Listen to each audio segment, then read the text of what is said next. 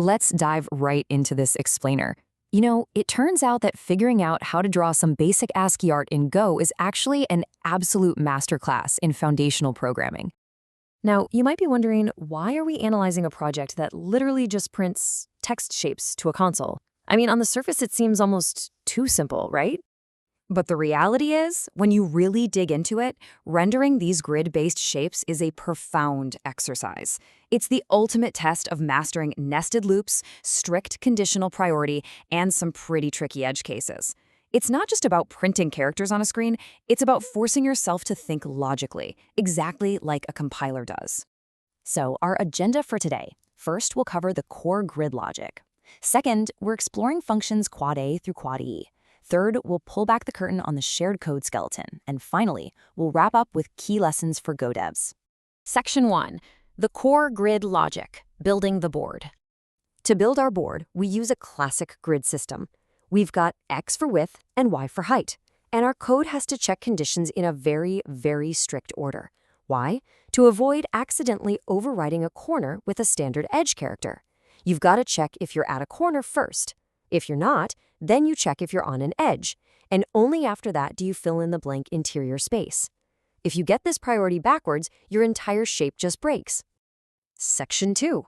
Exploring quad A to quad E, iterating complexity. Okay, let's look at how this logic actually builds up. Quad A is basically our classic box. It uses the lowercase letter O for the corners, dashes for the top and bottom horizontal edges, and pipes for the vertical sides. It's the perfect standard baseline for our grid logic before we start making things complicated. The absolutely crucial takeaway here is how it handles a 1x1 grid edge case. If you pass in a width of 1 and a height of 1, it prints just a single O. That's because the corner condition is satisfied immediately. The loop hits that very first coordinate, recognizes it as a corner, prints the O, and boom, exits the conditional block before it ever even bothers to consider if it's an edge. Next up is quad B. This one swaps out that basic punctuation for slashes and asterisks, which gives us a much more dynamic, diagonal aesthetic for our borders. Now, what's super interesting to discover here is how much condition ordering matters. In a 1x1 grid, only the forward slash is printed. Why? Because the top left corner check catches it first. Even though a 1x1 grid is technically every corner at the exact same time, that top left check fires first in the code. Priority is everything. Moving right along to quad C. Here we step away from symbols entirely and introduce an alphabetical hierarchy. The code is specifically distinguishing between the top row and the bottom row using letters. So the top corners are A, the bottom corners are C, and the edges are B. If we test this with an edge case, say a width of 1 and a height of 5, the program perfectly outputs a single column. It starts with an A at the top, fills the middle with B's, and caps it off at the bottom with a C. That inner column logic simply collapses down perfectly. Now, quad D completely shifts the axis of our conditionals. Instead of top versus bottom, we're focusing on left versus right. So both left corners get an A and both right corners get a C. So what happens with our 1x5 edge case here? Well, the top and bottom both print an A.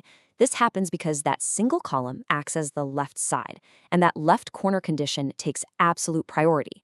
The code never even reaches the right corner logic. It's a great example of conditionals acting as gatekeepers. Finally, we have quad E. This one introduces rotational symmetry. It places matching characters on opposing diagonals, so the top left and bottom right both share an A, while the top right and bottom left share a C. In a 1x5 collision for quad E, the bottom cell actually prints a C. It does this because the bottom left corner condition fires right before the bottom right one does. It's just a fantastic concrete demonstration of why the exact sequence in your if-else chains is absolutely critical. Section 3. The shared code skeleton. Pulling back the curtain. All right, so we've just seen 5 distinct visual outputs.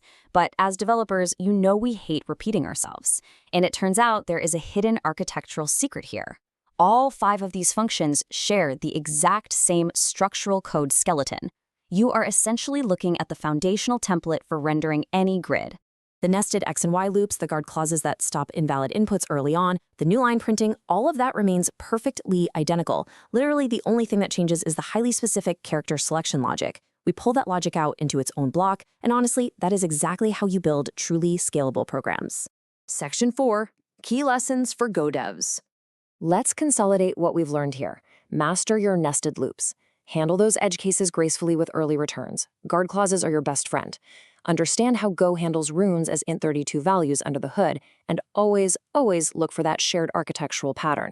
And hey, remember the golden rule of grids: corners before edges. So as you move forward and write your own code, ask yourself, how might you extract a shared template like this into a single reusable interface to make your projects even more modular?